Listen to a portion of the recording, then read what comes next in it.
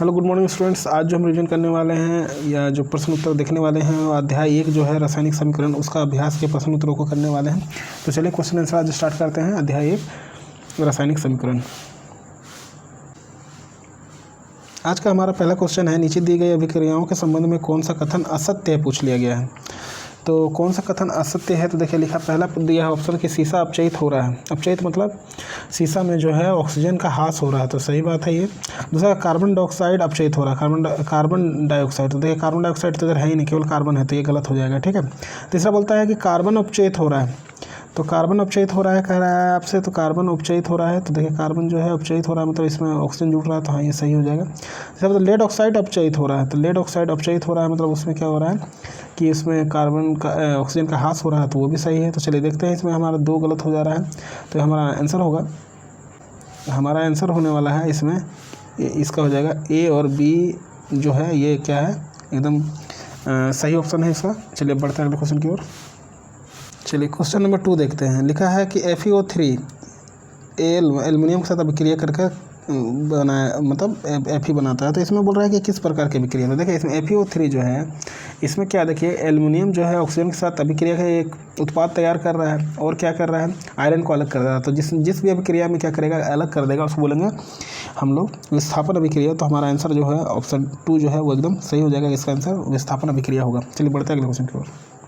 चलिए question number 3, लोहा चूर्ण पर तनु हाइड्रोलिक अम्ल डालने से क्या होता है। तो देखिए जब भी लोहा चूर्ण क्या होता है, धातु है, धातु में जब भी कोई भी अम्ल पड़ेगा तो उसमें हाइड्रोजन गैस बनाएगा। तो देखिए यहाँ पर ऑप्शन आपका हो जा रहा है, हाइड्रोजन गैस बना रहा है और आयरन क्लोराइड बना रहा है। देखिए क्लोरीन गैस तो नहीं बनाता है और अभिक्रिया नहीं होगी, ऐसा हो नहीं सकता, लवण और जल भी नहीं बनता है। तो इसका ऑप्शन हमारा क्या हो जाएगा, इसलिए ऑप्शन ए एकदम करेक्ट होगा। अब चलिए बढ़ते हैं अगले क्वेश्चन की ओर। अगला क्वेश्चन है हमारा, संतुलित रासायनिक समीकरण क्या है और रासायनिक समीकरण को संतुलित करना क्यों आवश्यक है। तो देखिए जब किसी रासायनिक समीकरण में विभिन्न तत्वों के परमाणुओं की संख्या बाईं और दाईं और दोनों और क्या होगा, बराबर होगा, तो उसे क्या करेंगे, संतुलित रासायनिक समीकरण कहेंगे। अब यहाँ पूछ लिया गया दूसरा क्वेश्चन कि संतुलित रासायनिक समीकरण को संतुलित करना क्यों आवश्यक है। तो देखिए तो लिखेंगे कि रासायनिक समीकरण को संतुलित करना इसलिए आवश्यक होता है क्योंकि किसी भी रासायनिक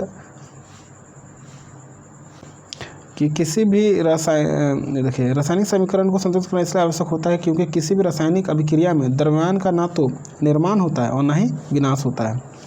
ठीक है, तो इसलिए इसे करना आवश्यक होता है। तो यहाँ तक आप लिख दीजिए, आपका आंसर हो जाएगा। बढ़ते अगले क्वेश्चन की ओर। 5वां नंबर का सवाल है कि निम्न कथनों के रासायनिक समीकरण को परिवर्तित कर उन्हें संतुलित कीजिए। तो संतुलित करना है, तो चलिए देखते हैं संतुलित कैसे करेंगे। सबसे पहले हमारा है नाइट्रोजन हाइड्रोजन गैस से संयोग करके अमोनिया बनाता है। देखते हैं कैसे इसको करेंगे। तो देखिए पूरा नाइट्रोजन हाइड्रोजन गैस, तो हाइड्रोजन के लिए लिखिए H2, हाइड्रोजन के लिखिए H2। ठीक है, हाइड्रोजन एक गैस है। अब इसमें देखिए नाइट्रोजन के लिए लिखिए N2, ये भी एक गैस है। क्या कहा हमसे, अमोनिया बनाता है, तो अमोनिया का फॉर्मूला होता है 2NH3, ये भी एक गैस है। तो अमोनिया गैस बनाता है, तो हमको इसको बैलेंस करना है। तो यहाँ पर देखिए आप, यहाँ पे देखिए नाइट्रोजन कितना है, 2, और हाइड्रोजन भी 2 है। यहाँ पर हम देखते हैं तो नाइट्रोजन तो 2 है, ये बैलेंस है, लेकिन हाइड्रोजन कितना हो, 3 दूना 6 हो जा रहा है हाइड्रोजन। इस केस को हम लोग करने के लिए हम क्या करेंगे, यहाँ पर हाइड्रोजन के आगे लगा दीजिए 3, तो जब 3 लगाइएगा तो क्या हो जाएगा, ये 3H2 है, 3 दूना 6 हाइड्रोजन। तो देखिए यहाँ भी 3 दूना 6 हाइड्रोजन हो गया, तो ये बैलेंस हो गया। तो हम लोग का नया फार्मूला क्या हो जाएगा, 3H2 plus N2 tanks to 2NH3। तो ये हमारा पहला का आंसर हो जाएगा। चलिए बढ़ते हैं दूसरे समीकरण को हम लोग ये करते हैं, संतुलित करते हैं। अगला क्वेश्चन हमारा हाइड्रोजन सल्फाइड। तो हाइड्रोजन सल्फाइड का होता है, हाइड्रोजन सल्फाइड होता है H2S, ये एक गैस है, प्लस इसमें क्या बोला, ऑक्सीजन, तो ऑक्सीजन का होता है O2, और क्या हमारा बनता है, पानी, यानी H2O जल, और क्या बोला था, सल्फर डाइऑक्साइड, तो सल्फर डाइऑक्साइड का होता है SO2। अब हमको इसमें बैलेंस करना है, तो चलिए देखते हैं इसमें हमारा क्या क्या अलग है। तो यहाँ पर H2S जो है, यहाँ पर हाइड्रोजन 2 है और ऑक्सीजन 2 है, और ये कितना है, 1 है। यहाँ देखते हैं हाइड्रोजन 2 है, यानी हाइड्रोजन बैलेंस है। यहाँ देखिए ऑक्सीजन 2 और 1, ऑक्सीजन 3 है, और यहाँ सल्फर 1 है। तो हमको बैलेंस करना है ऑक्सीजन को और सल्फर को। तो चलिए देखते हैं। तो सबसे पहले हम बैलेंस करेंगे इसको, हाइड्रोजन सल्फाइड को। यहाँ 2 लिखते हैं, तो यहाँ देखिए 2 दूना 4 हाइड्रोजन हो गया और 1 सल्फर हो गया। हाइड्रोजन हमारा यहाँ 2 था, तो इसको भी हम यहाँ पर 2 लगा देते हैं, तो हाइड्रोजन कितना आ जाएगा, अब यहाँ 4 हो गया। सल्फ़र 1 है दोनों साइड में, यहाँ ऑक्सीजन 2 है, यहाँ ऑक्सीजन इधर ऑक्सीजन आपका 3 है, तब हम क्या करें यहाँ पे 3 लगा देते हैं, तो ऑक्सीजन हमारा 3 दूना 6 हो जा रहा है। तो सल्फ़र के पास क्या लगाए, यहाँ भी 2 लगा देते हैं, तो 2 और यहाँ देखिए 2 दूना 4 और यहाँ पर 2 ऑक्सीजन 6 हो गया। तो ये हमारा बैलेंस हो गया। तो हमारा जो नया समीकरण बना वो बना 2H2S plus 3O2 tanks to 2H2O plus 2SO2। तो ये हो गया हमारा आंसर। चलिए बढ़ते हैं अगले क्वेश्चन की ओर। चलिए देखते हैं अगला क्वेश्चन हमारा है कि एल्युमिनियम सल्फेट के साथ अभिक्रिया कर बेरियम क्लोराइड, एल्युमिनियम क्लोराइड एवं बेरियम इसका बनाना है आपको। तो यहाँ पर ले लेते हैं बेरियम क्लोराइड, तो इसका होता है BaCl2 प्लस एल्युमिनियम क्लोराइड का होता है Al, एल्युमिनियम सल्फाइड है ना, SO4। यह अभिक्रिया करता है तो क्या बनाता है AlCl3 यानी एल्युमिनियम क्लोराइड प्लस BaSO4। तो पहले इसको लिख लिया। अब हमको बैलेंस करना है, तो बैलेंस करने के लिए आप क्या कीजिए, इसको यहाँ पे 3 से इंटू कर दीजिए बेरियम क्लोराइड, ठीक है, और यहाँ पर एल्युमिनियम क्लोराइड को 2 से कर दीजिए, अब इसको 3 से कर दिए, तो ये बैलेंस हो जाएगा। पूरे समीकरण को आप क्या कीजिए लिख लीजिए, यही हो गया इसका बैलेंस समीकरण। अब बढ़ते हैं क्वेश्चन नंबर 4। अगला क्वेश्चन है पोटेशियम धातु जल के साथ अभिक्रिया करके पोटेशियम हाइड्रोक्साइड एवं हाइड्रोजन बनाता है। पोटेशियम धातु का देखिए सिंबल होता है K, ठीक है, ये किसके साथ बोल रहा है, जल के साथ, यानी H2O के साथ अभिक्रिया करके बनाता है पोटेशियम हाइड्रोक्साइड, इसका होता है KOH, और हाइड्रोजन गैस का होता है H2, ठीक है। तो यहाँ पर हमसे बोल रहा है कि क्या करता है कि इसको बैलेंस भी करना है हमको, तो चलिए बैलेंस करते हैं। तो एक सेकेंड बैलेंस किया जाए, तो यहाँ पर आप लगाइए 2, ठीक है, इसमें लगा दीजिए 2, तो यहाँ पर क्या आ जाएगा 2KOHS, ठीक है। तो ये बन गया हमारा अगला जो समीकरण है वो बैलेंस हो गया। अब चलिए बढ़ते अगले क्वेश्चन की ओर।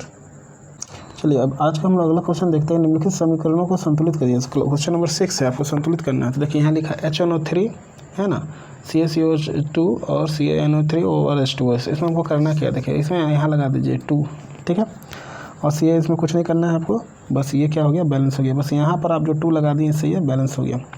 चलिए अब दूसरे वाले को देखते हैं। NaOH है, सोडियम हाइड्रोक्साइड है ना, और H2 इसमें सल्फ्यूरिक एसिड है, दोनों मिलकर बनाता है NaSO4 और H2O। तो इसको बैलेंस करना है। तो यहाँ देखिए आप क्या कीजिए, यहाँ पर आप लगा दीजिए 2, यहाँ पर लगाइए 2, ठीक है, यहाँ पर 2 कर दीजिए, दिख रहा है, और यहाँ पर क्या है H2SO4 को कुछ नहीं करना है, और आपको लास्ट वाले में H2O में 2 लगा देना है। तो ये जो पीला कलर से मैंने दिखाया है इसको आपने बस यहाँ 2 लगाना और यहाँ ये बैलेंस हो जाएगा।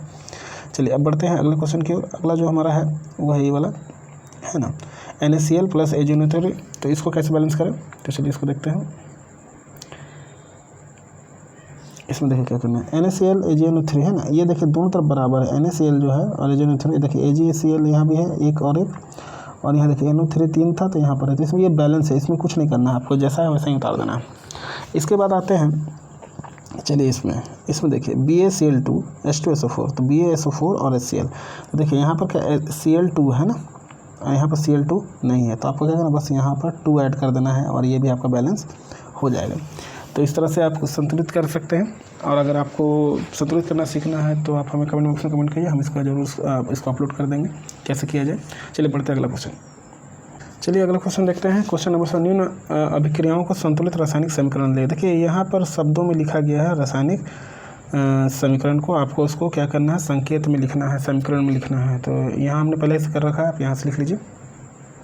तो देखिए यहाँ पर हमने इसका सारे समीकरण को संतुलित कर रखा है, आप यहाँ से इसको नोट कर लीजिए और याद कर लीजिए, आपके आने वाले एग्जामिनेशन में ये बहुत ही ज़्यादा इंपॉर्टेंट है। चलिए बढ़ते हैं अगले क्वेश्चन की ओर। चलिए आज का हमारा 9 नंबर का सवाल है कि ऊष्माक्षेपी एवं ऊष्माशोषी अभिक्रिया का क्या उदाहरण देकर समझे। तो देखिए ऊष्माक्षेपी अभिक्रिया जिसको एक्सोथर्मिक रिएक्शन भी कहते हैं, जिन अभिक्रियाओं में उत्पाद के निर्माण के साथ साथ ऊष्मा भी उत्पन्न होती है, मतलब जिसमें ऊष्मा पैदा होगा जिस अभिक्रिया में, उसे ऊष्माक्षेपी रासायनिक अभिक्रिया कहते हैं, ठीक है। और उस ऊष्मा जो निकलता है, मतलब जो हीट निकलता है, उसको ए द्वारा दिखाया जाता है। जैसे कि देखिए उदाहरण के लिए भी यहाँ पर क्वेश्चन दिया हुआ है कि कार्बन है और उसको देखिए कार्बन यानी कोयला को अगर हम ऑक्सीजन में जलाते हैं तो क्या बनता है, CO2 यानी कार्बन डाइऑक्साइड गैस बनता है, और ये जो डेल्टा बना हुआ है इसका मतलब होता है कि उससे हीट बाहर निकल रहा है। चलिए अब इसी तरह से क्वेश्चन देखते हैं ऊष्माशोषी अभिक्रिया। ऊष्माशोषी अभिक्रिया देखिए जिन अभिक्रियाओं में ऊष्मा का अवशोषण होता है, माने ऊष्मा को वो खींच लेता है, अपने में समा लेता है, उन्हें क्या करते हैं, ऊष्मा शोषी अभिक्रिया कहते हैं। उदाहरण के लिए देखिए, जिन अभिक्रियाओं में ऊष्मा का अवशोषण होता है उन्हें ऊष्मा शोषी अभिक्रिया का। उदाहरण के लिए CO2 का अपघटन एक ऊष्मा शोषी अभिक्रिया है। ठीक है, इसमें ऊष्मा बाहर निकलती है। CO3 तो जब गर्म किया जाता है तो CO और कार्बन डाइऑक्साइड नाम का गैस बनता है। अगला क्वेश्चन है शोषण एक ऊष्माक्षेपी अभिक्रिया, शोषण को ऊष्माक्षेपी अभिक्रिया क्यों कहते हैं, मतलब से हीट क्यों निकलता है। तो शोषण को ऊष्माक्षेपी अभिक्रिया दो कारणों से कहा जाता है। पहला कारण, क्योंकि ग्लूकोज हमारी कोशिकाओं में उपस्थित ऑक्सीजन से संयोग कर कार्बन डाइऑक्साइड और जल बनाता है। दूसरा कारण, इस अभिक्रिया में ऊष्मा से ऊर्जा मुक्त होती है, इसलिए इसे ऊष्माक्षेपी अभिक्रिया करते हैं। देखिए फार्मूला दिया ग्लूकोज का C6H12O6 में जब O2 लगता है तो क्या बनता है 6CO2 और H2O पानी बनता है। चलिए अब आगे बढ़ते हैं। आगे वियोजन अभिक्रिया को संयोजन अभिक्रिया के विपरीत क्यों कहा जाता है। देखिए वियोजन अभिक्रिया में कोई दो अभिकारक दो या दो से अधिक उत्पादों में विघटित होते हैं, मतलब दो नए पदार्थ का निर्माण करते हैं। जैसे उदाहरण के लिए ले लीजिए, पहले 2FeFeSO4 है। देखिए उसको गर्म करने पे क्या बन गया, तो देखिए ferrous sulphate, sulphur dioxide gas निकला, और ये तो देखिए दो से अधिक उत्पाद बना, इसलिए से क्या कहते हैं हम लोग वियोजन अभिक्रिया। यहाँ उदाहरण दो ले लीजिए। देखिए हाइड्रोजन है और ऑक्सीजन का संयोग करके क्या बनता है, देखिए हाइड्रोजन और ऑक्सीजन संयोग करके बनता है क्या बनता है H2O। तो इसमें क्या हुआ, एक बना। तो हमसे पूछा था कि वियोजन तथा संयोजन में क्या अंतर है। तो देखिए है क्या, वियोजन में हमने पढ़ा कि एक अभिकारक दो या दो से अधिक में टूटता है। संयोजन में क्या होता है, दो से अधिक पदार्थ संयुक्त होकर मतलब आपस में मिलकर क्या करते हैं, एक नए पदार्थ का निर्माण करते हैं। देखिए यहाँ पर हाइड्रोजन ऑक्सीजन में क्या बना, एक नए पदार्थ में, इसीलिए बोलते हैं इसे संयोजन अभिक्रिया। बढ़ते हैं अगले क्वेश्चन की ओर।